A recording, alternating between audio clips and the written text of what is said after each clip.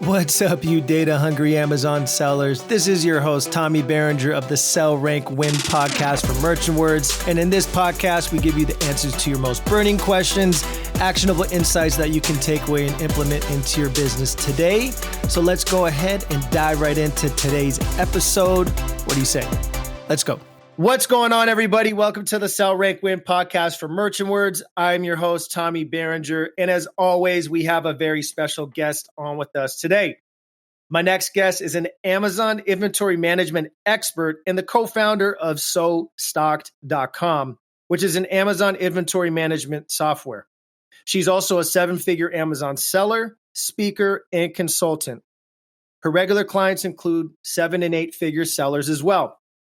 It is my pleasure to introduce you to Chelsea Cohen from SoStocked.com. How are you doing today, Chelsea? I'm fantastic. Thanks so much for having me on your show.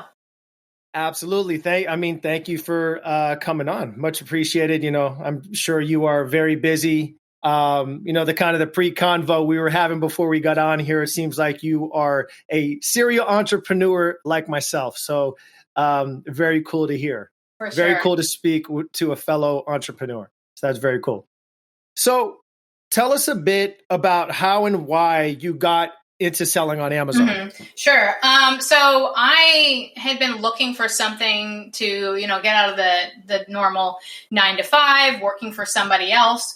And, really Amazon was not on my radar, but in talking to various different friends of mine, I had heard that there were people that were going to be taking a course on Amazon and had heard that actually I knew somebody who was successfully selling on Amazon based on just a course that they had taken. And so, knowing this person, I said, well, if that person can do it, I could do it too. No experience, nothing like that. And so we got into, the course, and I really didn't understand until I bought the course. I didn't really understand the concept of, selling on Amazon. I didn't know what private label really was. And once I got into what private label actually was and what we were actually going to be doing selling on Amazon, I was like, this is actually brilliant. And so, that was kind of how I started. I followed this course and launched my first product. It took off right away. And, that was it. Very cool. What year was that? That was 2014. 2014. Me and you both started in 2014, the class of 2014. Yes. Yeah. When things were a bit different back then. Yeah. That's right. Definitely the good old days of sponsored ads, right? Mm-hmm. Yep. Yeah. What course was it that you took? I'm just curious. Yeah, the Amazing Selling Machine course. Ah, yeah. Yes. What's his name? Matt Clark and Jason Katzenbach. That's actually how I first heard of Merchant Words, because Merchant Words, we started using Merchant Words, way back then. So, you guys definitely are go way back to 2014 for me.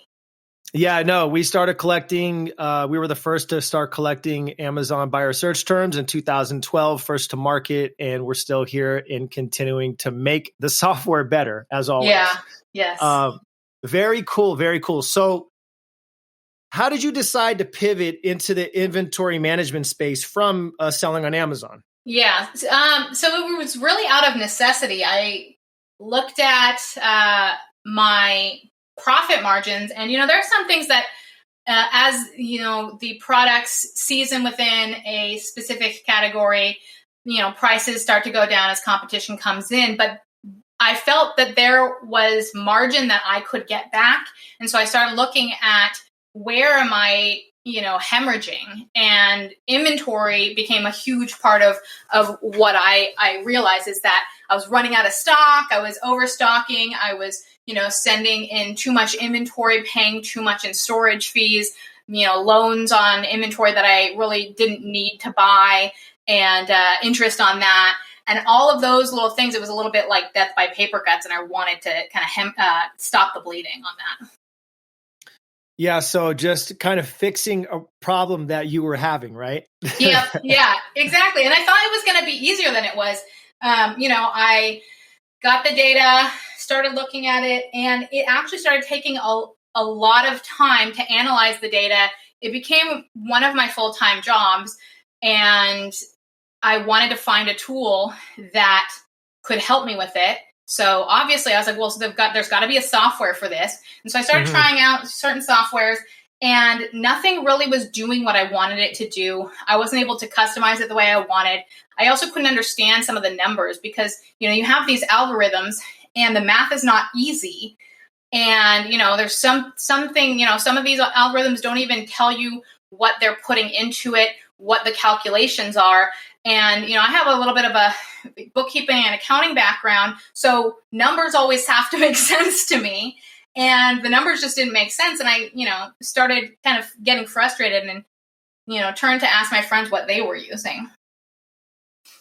Very smart. Yeah. So it's kind of exciting when you're trying to look for a solution, right? And you don't find it, and that entrepreneurial mind just starts, going like, what, maybe I can make something better. And you did. Yes. So that's how SoStocked was born, right? Exactly. Yeah. It was, I was looking for this solution and I figured it's out there. But when I started asking my friends, what are you using? The answer continually came back. These are, high-level sellers in high-level masterminds. And they kept saying, we've tried everything, nothing works. We've gone back to spreadsheets. And to me, wow, that was like this huge opportunity opened up. They had to go back to spreadsheets because nothing was working. Amazing. Exactly. And I figure like in 2018, this is, that was not the answer I was expecting to get in 2018.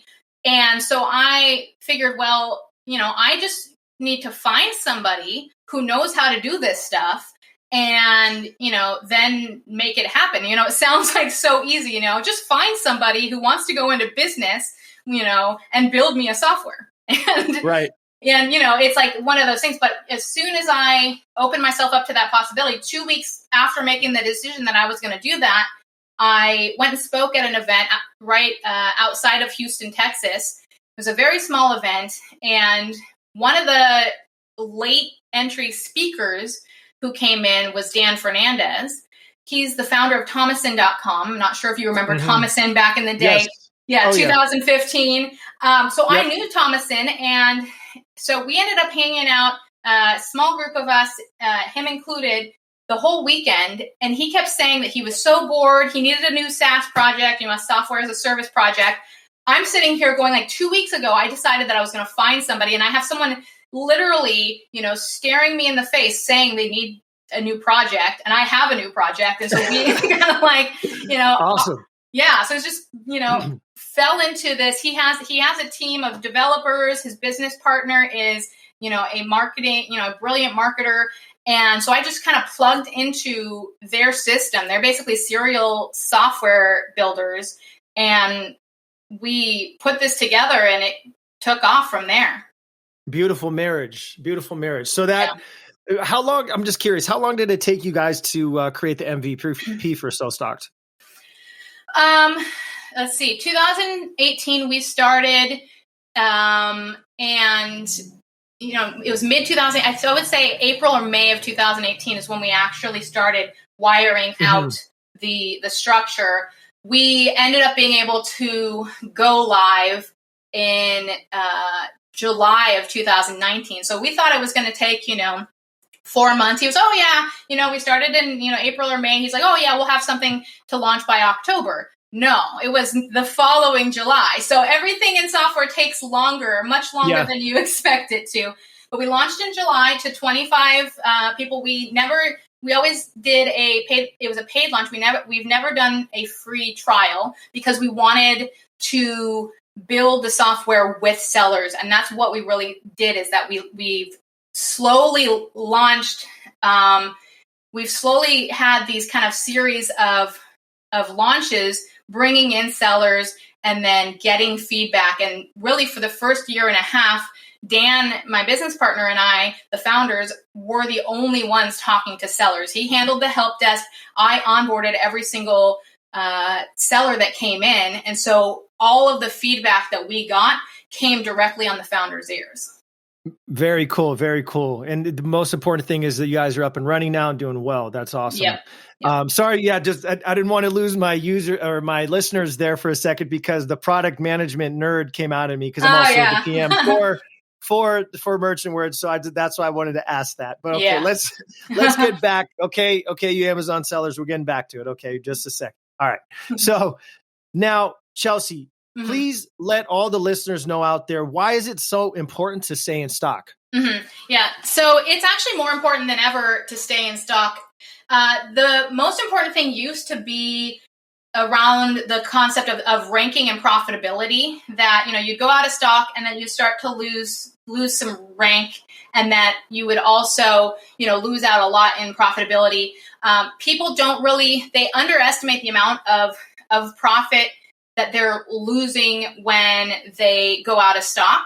They look at, obviously there's the money that you're losing when you stock out, the lost revenue. And then when you come back in stock, you have to re-rank the product. So there's the re-ranking costs involved. If you had to air ship something, there's the air freight cost.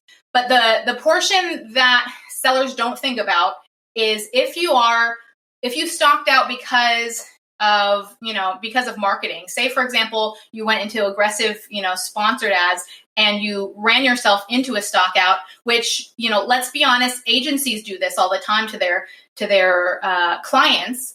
If that is happening, you've just paid Amazon a bunch in sponsored ads, or, you ran a coupon discount. I've heard of, that happening from sellers running coupon discounts. And then the next month they're running out of stock. The coupon pricing, or the money that you're paying your agency to drive you into a stock out, all of the cost involved in marketing yourself into a stock out is never really classified as the cost of stocking out. But all of that, the profitability of stocking out, really initially was the first and biggest concern for sellers. Yeah, no, absolutely. That's, very detrimental to sellers. Guys, do not go out of stock. Make sure you're in there all the time, because going into now kind of transitioning into the IPI, the inventory performance index, which is how they decide on if they're going to allow you to restock a certain amount. They take into account, if you have excess inventory, what's your sell-through rate, standard inventory, in-stock inventory as well, right? So now these are the metrics that you need to look at and as well. And I wanted you to kind of speak about that as well, the IPI, Chelsea. Yeah, and that's, why I mentioned it's more important than ever. The stocking out can actually put your restock limits in jeopardy. And so, if you stock out, Amazon's the way that their algorithms work for the restocking is they're looking at your past sales, and some of the most important factors. One of the most important factors is your sell-through rate. And so if you've got a sell-through rate, they're looking at the past 90 days of sales, and then they're looking at the average amount of inventory that you have available. So say you stock out on one of your main products for half a month. That can have a significant impact on your 90 days of sales. And so what you've got available in your current inventory, the average available inventory, a lot of that now becomes stale, stagnant inventory because you've stocked out of your normal inventory. Your sell-through rate, goes out the bottom, and Amazon uses your sell-through rate as a huge metric to determine what they're going to give you in the future. So your restock limits then plummet. And now the only way to help to bolster this, if you do stock out at FBA, is if you're able to switch to FBM, because sometimes you're stocking out because Amazon's check-in times are so long. And so that's something to keep in mind, is that you should have a fulfillment center on your speed dial ready to send inventory in. Oh my God. Yeah. I'm having this issue now, or I did have this issue. I had I have a 3PL that I use out here in Pacoima. I'm here in Los Angeles. So Pacoima is a city near me. Anyway, so they sent it out. I think it was ground, of course, because they're sending it to one of the other locations here in California, very close by. And it took them like 2 or 3 weeks to check it in. I was going nuts. Yeah. I was going nuts. Yeah. It's crazy. And so one of the things, I mean, they did drop limits. I believe it was May 16th. So they announced this shift to, it's called restock limits by storage type. And they did this shift on April 22nd. And then everyone saw a big drop. It was actually May 16th. And they made an announcement. This announcement actually helped you to understand why Amazon is doing this, right? We just think that Amazon, wants to hurt us and they hate us, right? It's like the first conclusion, like, oh, because Amazon hates us. They actually are doing this. It's almost like tough love. They're forcing us to get better at inventory management. I don't think they're doing it in a way that is very helpful to businesses, but the announcement as to why they all of a sudden dropped the limits on May 16th was that they're trying to get everyone's products in for Prime Day. So they are, right. It's kind of like, it's a solution that creates problems of their own, but they're trying to, if you're not good at managing your inventory, Amazon doesn't want to give you more space. So it's kind of like, debt to credit ratio. I heard a good analogy. If you have maxed out your credit cards, the credit card companies aren't trying to give you more space because they see that you're not good at, credit utilization. It's the same type of thing. If you've got, 3x storage capacity and you're taking 3 months worth of storage, they're saying you're not really good at utilizing the storage that you have. So we don't want to give you more. Very true. Very true. And it's something you alluded to earlier, Chelsea, and we could kind of maybe expand a bit on it is, talking about the marriage between marketing and inventory and why it could be detrimental to your business if you do not get it right. If you could go into that. Yeah. So I actually coined a term called inventory-minded marketing. And it's just kind of to drive into people's heads the idea that you need to always think of your inventory when you market. As we started in this business, a lot of us started without being business owners. So we, and then a lot of us started as, maybe just regular internet marketers. So it's been pounded over our heads that marketing is this business. And so we are very focused on marketing. And then everything else after that is kind of an afterthought. And it's starting to hurt our businesses. We're starting to have to grow up into having businesses that are fully operational because you have marketing, inventory, and cash flow.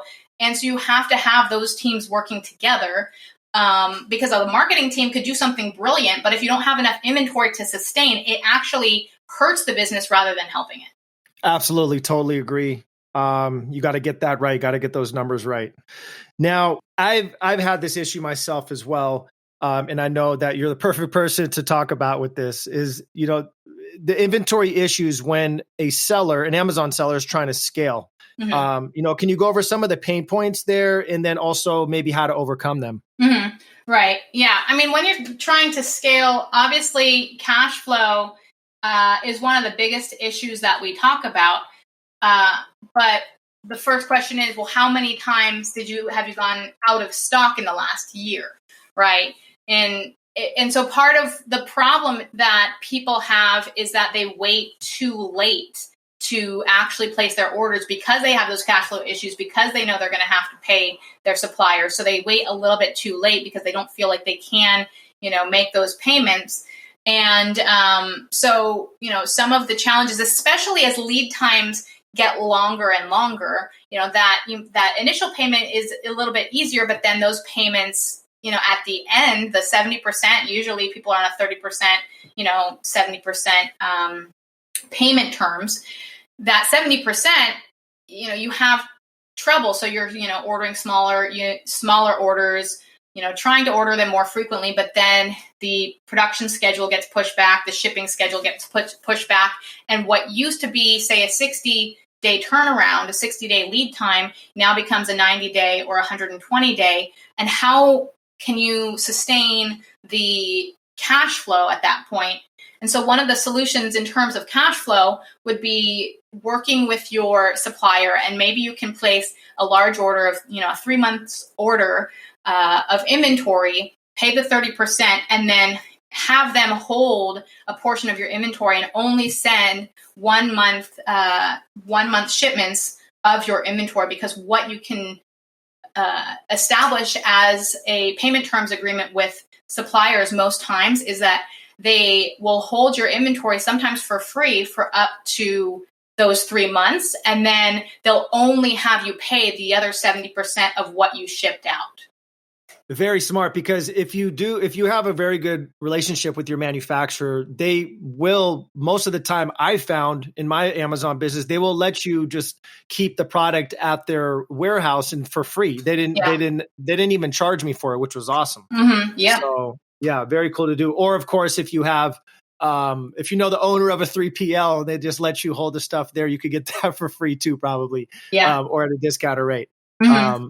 But yeah, there's something else I wanted to ask you, Chelsea, is if a seller is phasing out a product, what should they do so it doesn't affect their IPI? Should they just close the listing? What do you suggest there? I mean, if they've sold out a product, it depends. It depends on, there's specific math involved in whether closing a listing is going to be beneficial or not. Most of the times it'll be okay, but sometimes it won't be beneficial because the in-stock rates have a lot to do with, the amount of products that you have open and available. So if you have, say, for example, 3 products, and the product that you're phasing out and closing had a really, was at all times in stock, and you close it, the in-stock rate, and then the other products that you've had some bad history of stocking out, especially recently, the in-stock rate is going to be gonna be skewed, because the product that you have that's actually helping with that in-stock rate, once you close it, that eliminates it from that calculation. So if you haven't had a lot of trouble with your other products being out of stock recently, then it should be fine, but you want to keep that in mind. Got it. Very cool. Thank you, Chelsea. Yeah. So we like to keep these podcasts short and sweet. So we're going to go ahead and wrap this up. Mm-hmm. And at the end of every show, we want our guests to give our listeners one tip or trick that they can take away and implement after listening to this podcast, whether it be inside of their own business or inside of their own lives. So what do you got for us, Chelsea? Mm-hmm. I would say that today it's extremely important to get your marketing team and your inventory team to work together, especially because of everything that's been going on with these restock limits. So coordinating those two teams, creating a system where the marketing team actually sends their marketing plans to the inventory team. The inventory team can check that against what inventory they have to actually see if it's a viable plan in terms of inventory.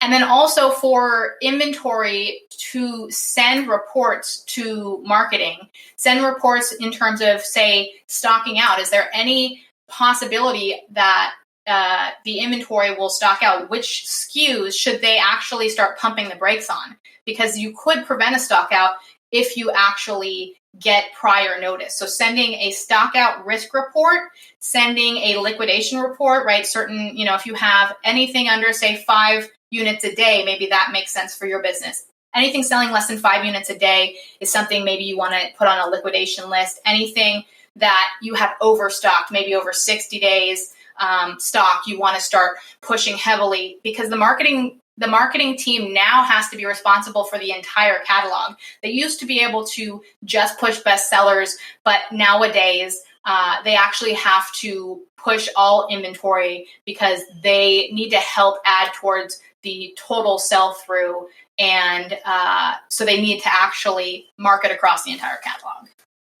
Got it. Yeah. And everything you mentioned, I think that SoStocked could help with most of that, correct? Yes. Yeah. We've designed SoStocked to be able to plug in your marketing plans, and also to be able to filter through your catalog to make reports and actually set and flag reports or save reports as favorites for all these reports that I mentioned. It's just a way of, getting your marketing into your inventory, because they basically, we've seen they need to work seamlessly. And so any tool that is not factoring your marketing into the inventory calculations is something that's going to actually be doing you a disservice because you're not getting the full picture.